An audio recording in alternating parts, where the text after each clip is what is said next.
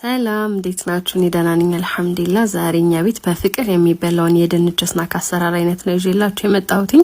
በጣም ጊዜ ቆጣቢ፣ ጣፋጭ፣ ብዙ ዘይት የማይፈልግ ነው እና ወደ አሰራሩ እንሂድ። የሚያስፈልገን ግብአት በዋነኝነት ድንች ሲሆን ቆዳውን ሳንለጠው በደንብ አጥበን እናዘጋጅና ከዛ በምንፈልገው የውፍረት መጠን አድርገን እንቆራርጥና ከዛ ለማዋሃድ በሚመቸን ጎድጓዳ ሳህን ውስጥ እንገለብጠዋለን። በመቀጠልም ቅመማ ቅመሞቻችንን እናስገባለን። እንተጠቀምኩትኝ በርበሬ፣ ቁንዶ በርበሬ፣ ጥብስ ቅጠል፣ ቀረፋ፣ ጦስኝ፣ ክኖር፣ ከዛ ነጭ ሽንኩርትና ጨውና ትንሽ ኦሊቭ ኦይል አድርገን ድንቹ ከቅመማ ቅመሞቹ ጋር በደንብ እስኪዋሃድልን ድረስ እናሸዋለን።